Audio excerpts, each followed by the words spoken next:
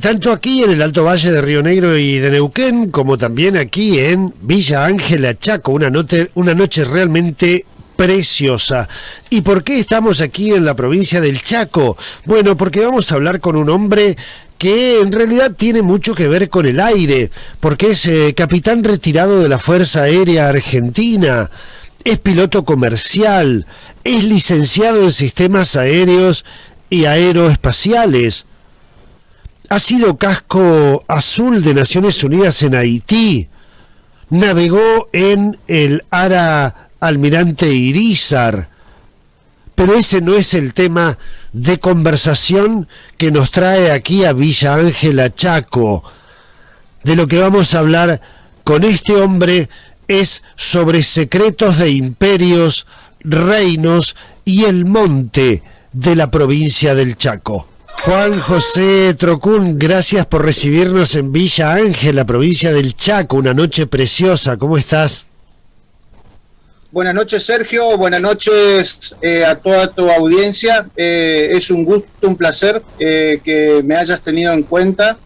y bueno, que me hayas invitado para esta charla que espero sea del interés de todos nuestros argentinos que están allá por la Patagonia, porque parece que tenemos algunas cosas en común. Así es, vamos a ir desarrollando ese tema en la charla, pero en principio, Juan José, vos tenés toda una formación y una trayectoria y una pasión que tiene que ver con el aire, como yo decía en el principio de nuestra charla. Sí, Sergio, eso es correcto. Bueno, mi historia personal, yo soy militar retirado.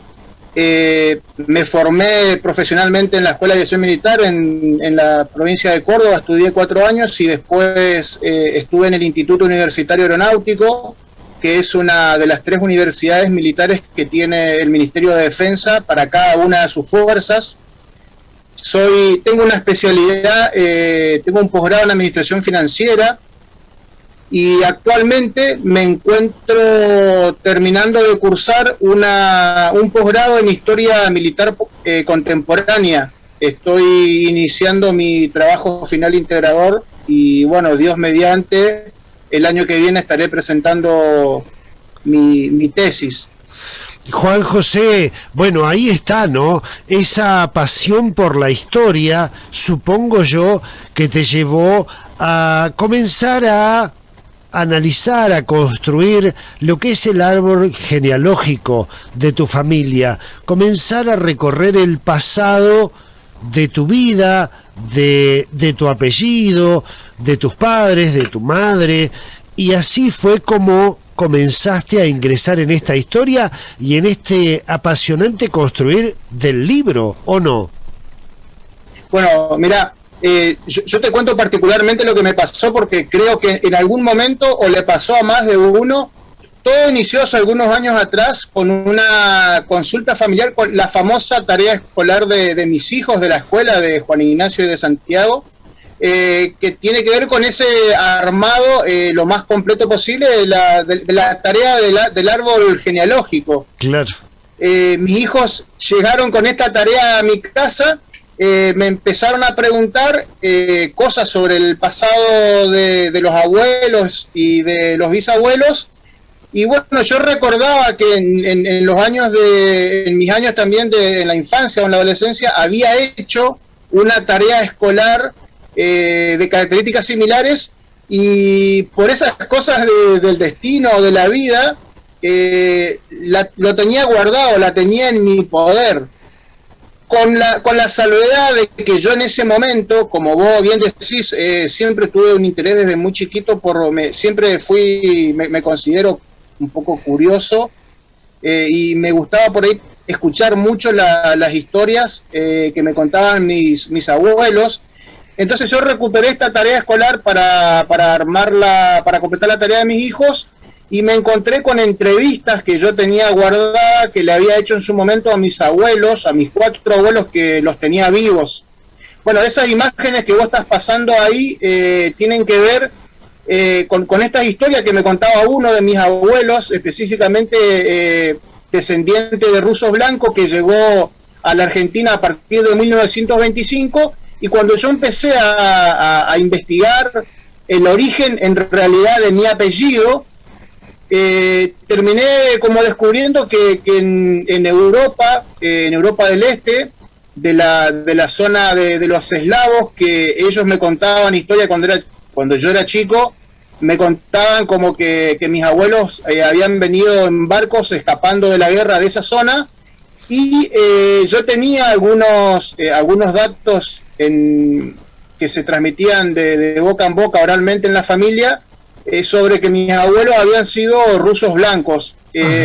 Los rusos blancos fueron una gran oleada de inmigrantes que luego de la Primera Guerra Mundial y cuando dio inicio la famosa Guerra Civil Rusa, hubo una gran diáspora, y en ese entonces el gobierno bolchevique, a través de un decreto, había desnacionalizado,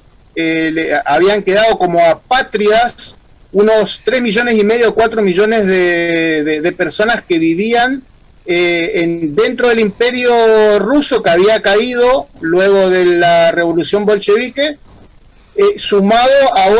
otras regiones que estaban, donde había mucha cantidad de gente que vivía y que trabajaba, y que estaban relacionados principalmente con esta diáspora por la persecución que empezaron a seguir algunas comunidades, producto del gobierno de transición, primero de Kerensky, que trató de negociar con las coronas europeas para ver si de alguna manera se podía rescatar al zar y a su familia. Y bueno, de alguna manera toda esta es como que tenía un gran rompecabezas con piezas faltantes. Entonces, producto de estas piezas faltantes fue que empecé a investigar las cosas que, para contestarle en realidad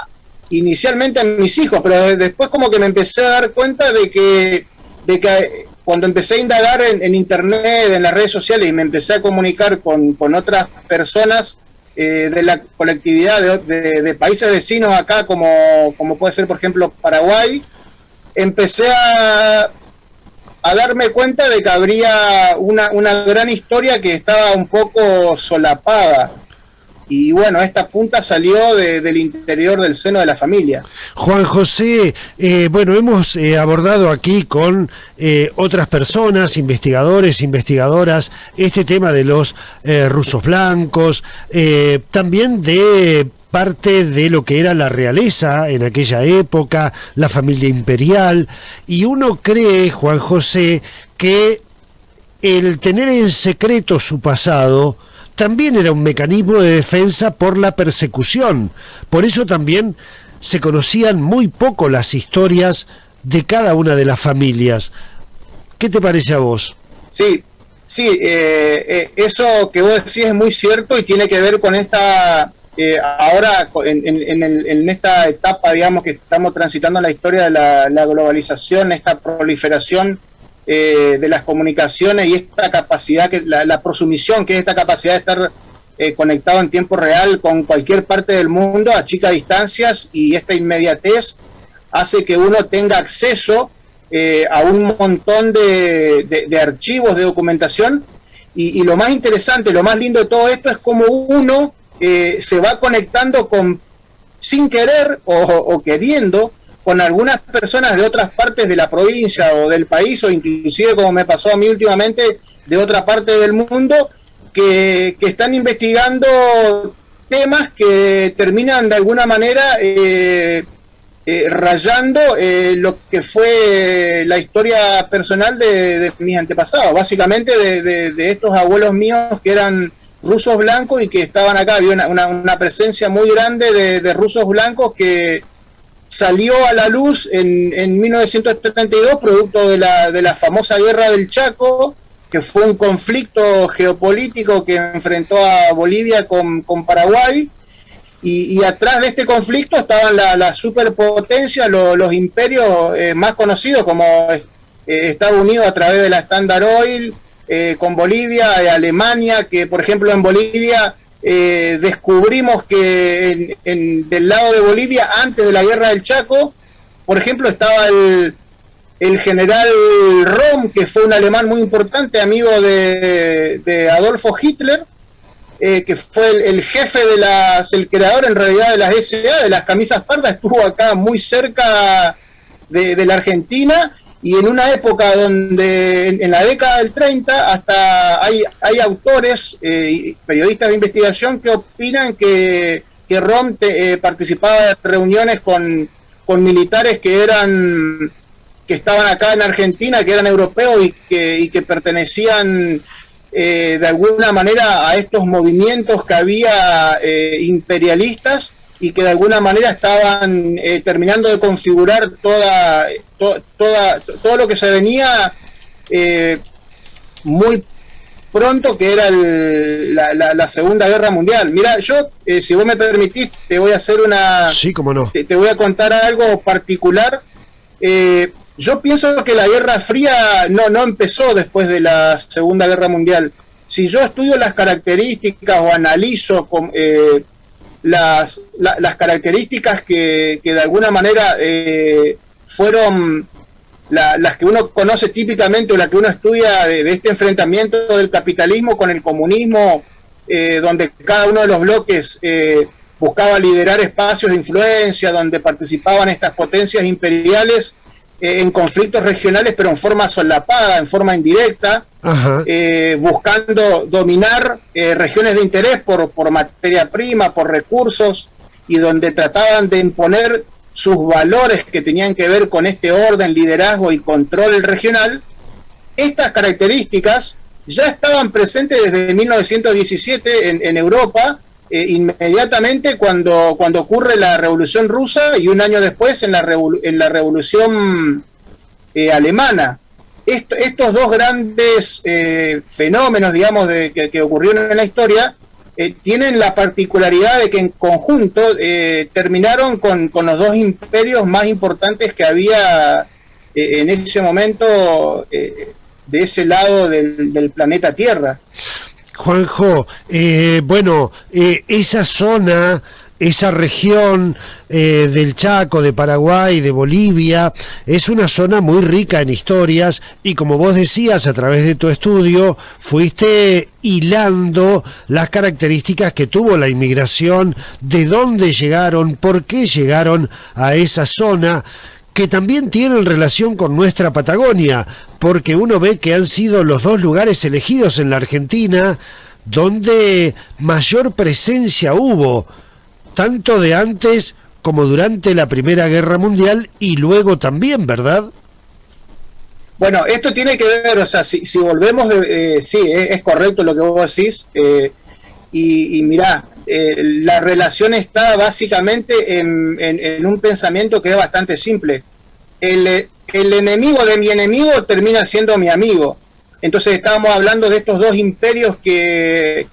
detrás de ellos estaban las grandes casas reales, donde estaban los negocios imperiales, las colonias de ultramar, y bueno, evidentemente de alguna manera esta gran diáspora, esta persecución que aconteció del lado del ex imperio ruso caído, con esta desaparición de la escena, como le llaman los investigadores, que ahora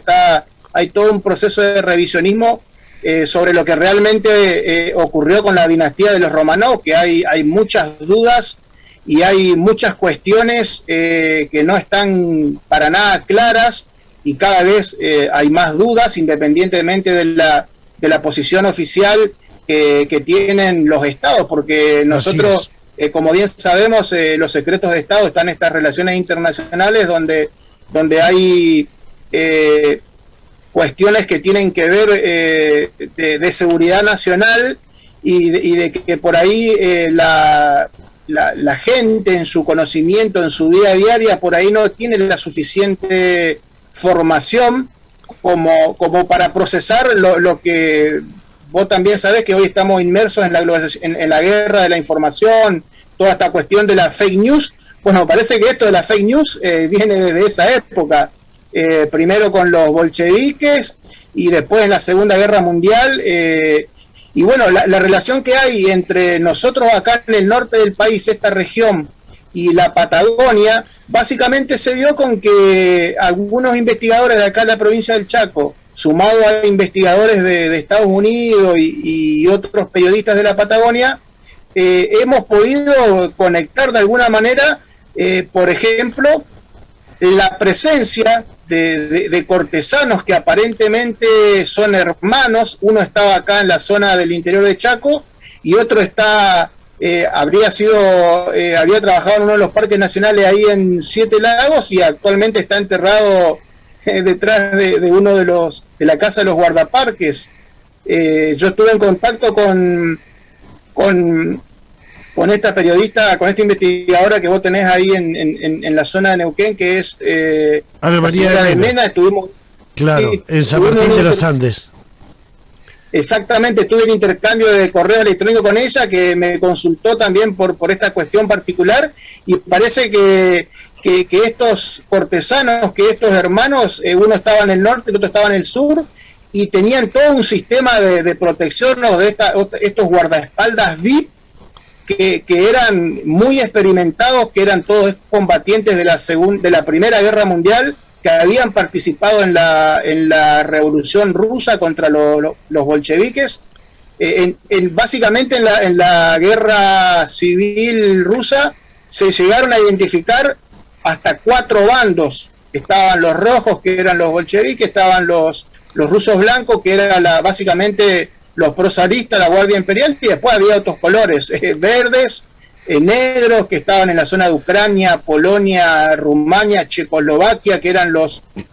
checoslovacos fueron la Guardia Imperial más leal que tuvo el zar Nicolás II en la última etapa de su gobierno, por llamarlo de alguna manera, y durante los años de la Primera Guerra Mundial. Y Juanjo, por los apellidos que yo... Perdón, te escucho. Por los apellidos me decías. Bueno, por los apellidos que yo encontré, yo en mi libro agregué un anexo con un pequeño listado de unos 75 oficiales rusos blancos que migraron a través se escaparon de alguna manera, salieron del Imperio Ruso y recorrieron algunas partes de Europa, se reorganizaron inicialmente en Francia, estuvieron en la zona de Ucrania, algunos habrían estado por Egipto, y terminaron todos reagrupándose a partir de 1925, por ejemplo, en algunas colonias acá en la zona de Encarnación, que es una región de Paraguay que está muy cerquita acá está enfrente de la capital de la provincia de Misiones, por ejemplo. Claro. Y ahí había esa foto que vos estás poniendo ahí, por ejemplo, es de un capitán aviador muy reconocido, de apellido Porfinenko, que él inicialmente combatió del lado del Ejército Rojo, era soviético, y todavía no terminamos de saber por qué causa terminó combatiendo en la Guerra del Chaco en el aire contra el ejército de Bolivia. Y bueno, estuvo viviendo y falleció acá en Encarnación, dentro de una comunidad que eran todos rusos blancos, o sea, claro, que supuestamente eran enemigos. Claro, bueno, estas son las cosas que te deben apasionar, Juanjo, cuando vos comenzás a investigar y a hilar estas historias, ¿no? En muchos casos, por ejemplo, te sorprende que empezás a descubrir que los apellidos que utilizaron, tanto en Paraguay como en la Argentina, allí en Chaco, en la Patagonia, los apellidos no eran los reales, porque justamente al estar huyendo cambiaban sus apellidos, ingresaban con documentación falsa, por lo tanto es difícil de acceder a esa historia. Y también hay que recordar que Stalin, en su momento, ordena el regreso a Rusia de todos los rusos que estaban en el exterior. Sí. Y eso hace que... Eso es correcto. Claro, eso hace que también haya una huida, sobre todo de Europa, hacia Estados Unidos, hacia nuestros países de América Latina, y en el caso de la zona norte y en la Patagonia Argentina. Sí, es correcto eso que vos decís, tenés mucha razón, y mirá, el detalle está, o la particularidad, en que entre el 32 y el 35 todos estos militares terminaron combatiendo para el general Estigarribia en la guerra del Chaco, entonces es como que salió a la luz. Claro. Los servicios de inteligencia soviéticos que los estaban buscando, porque de la misma manera que se sospechaba de que, por ejemplo, luego de la revolución en Alemania, cuando cae el imperio alemán, entre el 18, después el 19 viene la República de Weimar, que dura hasta 1933, cuando Hitler es elegido primer canciller. Dentro de este contexto, de la misma manera que los alemanes estaban de alguna manera diseñando,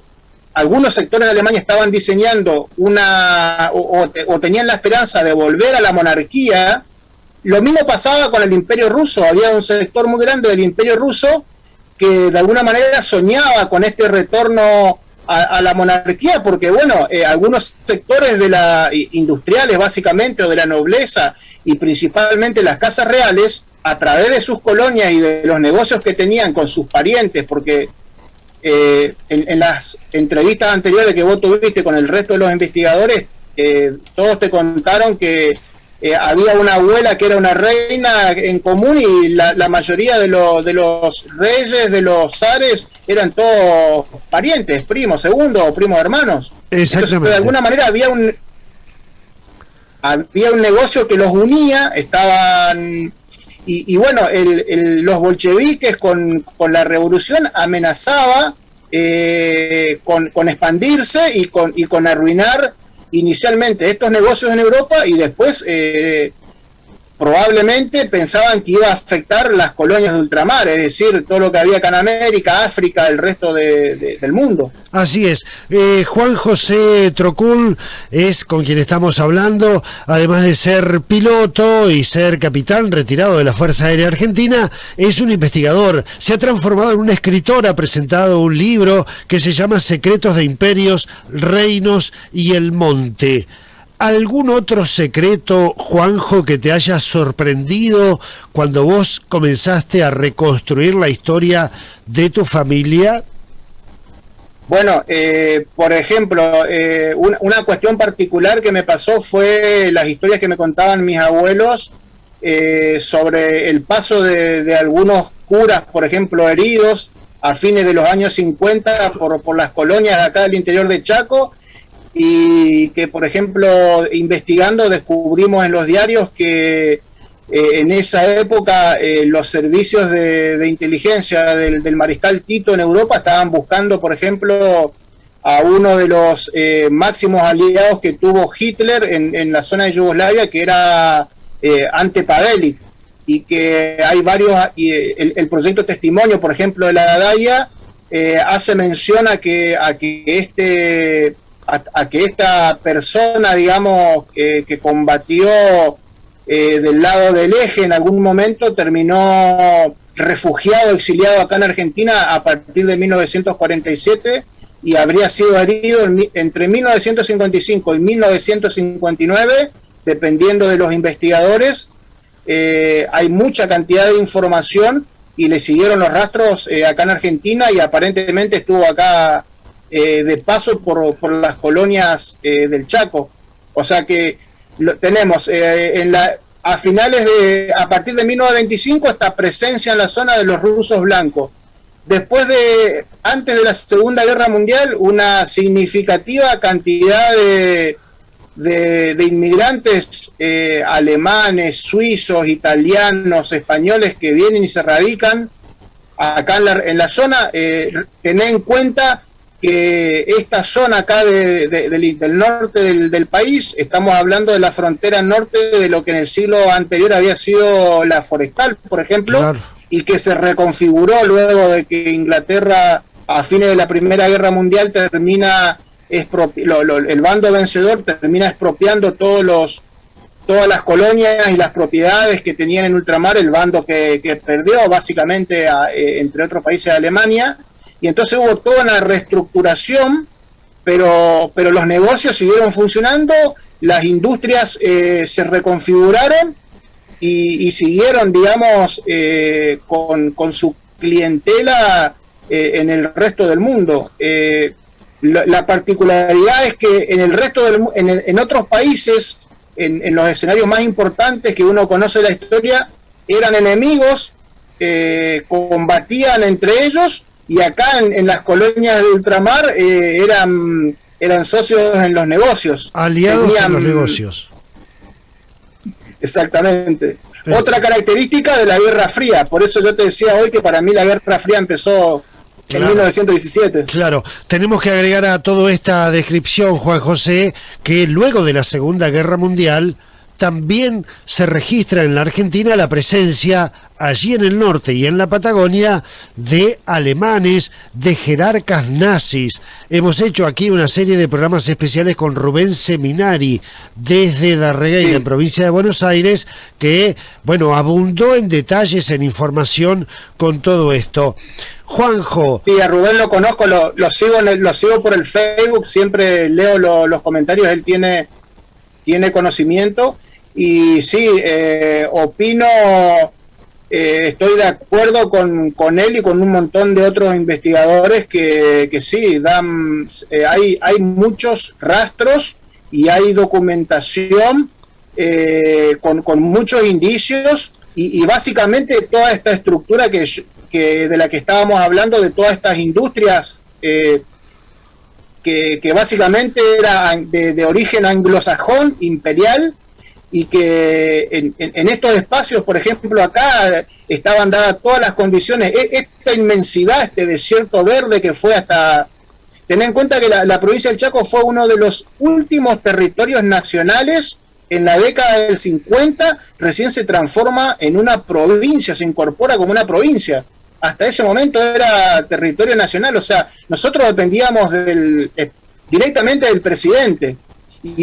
y siempre hubo acá en nuestra zona, siempre hubo una particularidad, que las inversiones extranjeras directas, que hoy están muy de moda, que uno escucha por ahí en los canales de televisión, en las noticias, acá hay una presencia muy fuerte de la industria europea,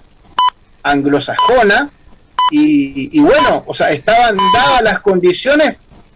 por esta particularidad de estos espacios alejados, incomunicados, desconectados del resto del mundo, por llamarlo de alguna manera, y acá esas cuestiones dan pie para que se establezca lo que nosotros conocemos como, por ejemplo, un piso franco, un lugar seguro donde pueden venir a refugiarse y a vivir una segunda vida donde nadie los conocía. Así es. Otra de las similitudes que tenemos entre Chaco y Patagonia, ¿no? Hasta la mitad del siglo pasado éramos territorios nacionales, territorios alejados, incomunicados, un lugar, tanto el Chaco como la Patagonia,